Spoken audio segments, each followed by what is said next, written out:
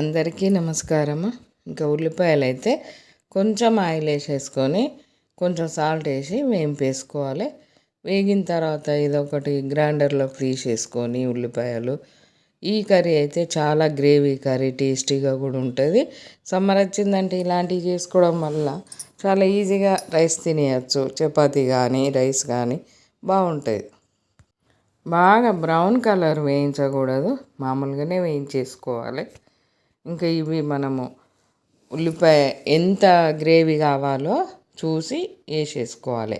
మనకు చాలా full videos కానీ షార్ట్ వీడియోస్ కానీ చాలా రకాలు ఉన్నాయి. ఎగ్ కర్రీ కూడా మనము రకరకాల కర్రీస్, పాత రోజుల వంటలు, మనకు ఎక్కువ బయట నుండి వెరైటీస్ కొనుక్కరాకుండా ఇంట్లో ఉన్న వాటితోటి టేస్టీగా ఎలా చేసుకోవాలో చాలా వీడియోస్ ఉన్నాయి. ఒకసారి చూడండి, లైక్ చేయండి, షేర్ చేయండి. ఇంక తప్పకుండా ఇలా ఉల్లిపాయల్ని గ్రైండర్లో వేసేసుకొని కొంచెం అల్లము, కొంచెం ఎల్లిపాయలు, టమాటాలు, ఒక 2 లవంగాలు, ఒక ఇలాచి, పట్ట ఇవి వేసి మనం కొత్తిమీర కూడా కొంచెం ఎక్కువ వేసుకోవాలన్నట్టు. ఒక గుప్పెడు ఇంత వేసుకోవాలి.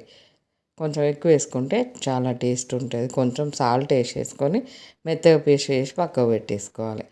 ఇంకా కొంచెం ఆయిల్లో ఇలా ఎగ్స్లో కొంచెం పసుపు, సాల్ట్ వేసాము. నచ్చిన వాళ్ళు కారం కూడా వేసుకోవచ్చు, కారం పొడి కూడా. నేనైతే పసుపును సాల్ట్ వేసి లైట్గా వేయించేసి ఈ ఎగ్గులు కూడా పక్కకు పెట్టేసుకున్నాను. మనకు ఎన్ని కావాలనుకుంటే అన్నీ వేయించేసుకోవాలి. ఇంకా తినే వాళ్ళని బట్టి వేయించేసుకోవచ్చు. ఇవి కూడా బాగా ఎర్రగా వేయించకూడదు. ఇలా కొంచెం పైన కలర్ మారితే సరిపోతుంది.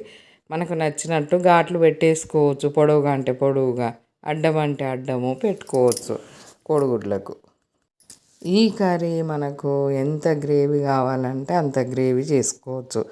కొంచెము మనం ఉల్లిపాయలు, టమాటాలు ఎక్కువ వేసుకున్నామంటే ఎక్కువ గ్రేవీ తయారైపోతుంది. చాలా చాలా టేస్టీగా కూడా ఉంటుంది. పిల్లలు కూడా ఇష్టంగా ఒకే రకం కాకుండా రకరకాలు మార్చి మార్చి వండి పెట్టిన వాళ్ళం అయిపోతాం. ఇంకా ఇదే ఆయిల్లో కొంచెం జీలకర్ర వేసేసుకోవాలి.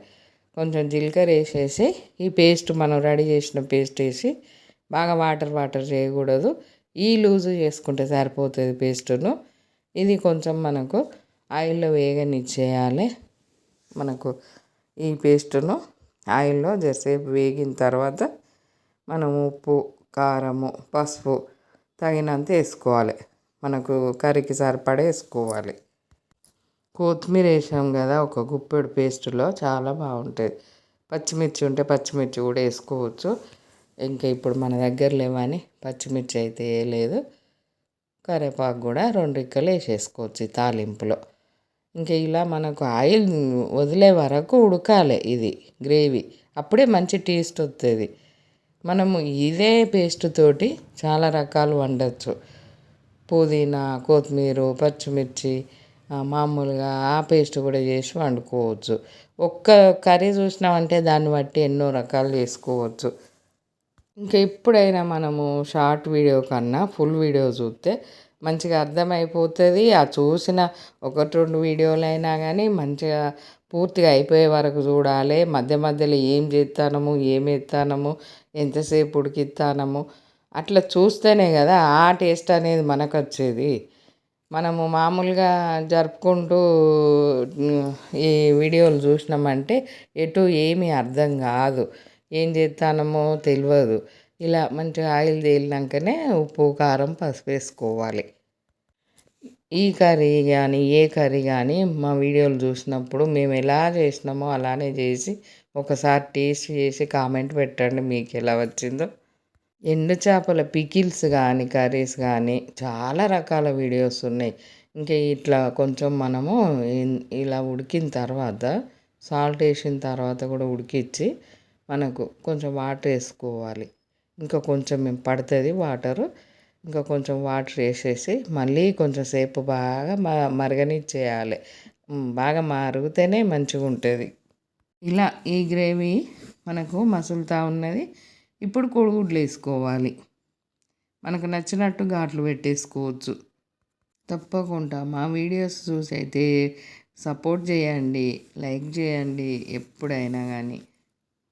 ఎండు చేపలతో కూడా పికిల్స్ చాలా బాగుంటాయి. మనం చేసే తీరు చేయాలి కానీ.